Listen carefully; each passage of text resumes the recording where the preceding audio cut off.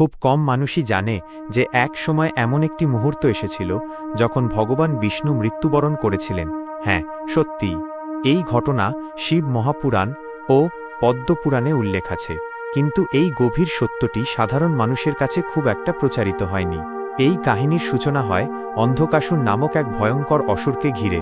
অন্ধকাসুর বর লাভ করেছিল যে কোনো দেবতা, দানব বা মানুষ তাকে হত্যা করতে পারবে না। এই বরদানের অহংকারে সে কৈলাসে আক্রমণ করে এবং এমনকি মাতা পার্বতীর প্রতি কুদৃষ্টি ও অসম্মানজনক আচরণ করার চেষ্টা করে। এতেই ভগবান শিবের ক্রোধ অগ্নিশিখার মতো প্রজ্বলিত হয়।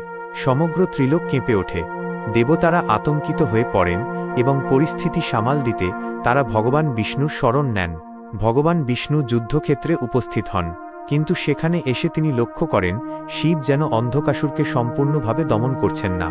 বিভ্রান্তি ও ক্রোধে আচ্ছন্ন হয়ে বিষ্ণু মনে করেন যদি শিব মাঝখানে দাঁড়িয়ে থাকেন তবে অন্ধকাসুরকে কেউই থামাতে পারবে না।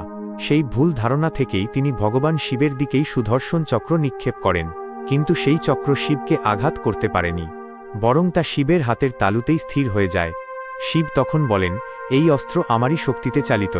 এরপর শিব ধারণ করেন তার সর্বাধিক ভয়ঙ্কর ও বিধ্বংসী রূপ কালাগ্নি রুদ্র। এই রূপের তেজে তিনটি লোক কাঁপতে থাকে, সৃষ্টি ও প্রলয়ের ভারসাম্য ভেঙে পড়ার উপক্রম হয়, সমগ্র ব্রহ্মাণ্ড ধ্বংসের দ্বার প্রান্তে পৌঁছে যায়। ঠিক সেই মুহূর্তেই ভগবান বিষ্ণু এক এমন সিদ্ধান্ত নেন যা এর আগে কখনো ইতিহাসে ঘটেনি।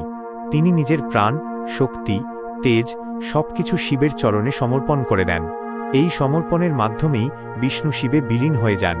পুরাণে একে মৃত্যু বলা হয়েছে, কারণ শিবের সম্পূর্ণ লয় হওয়া মানে দেহ ও সত্তার বিলুপ্তি, যা মৃত্যু সমতুল্য।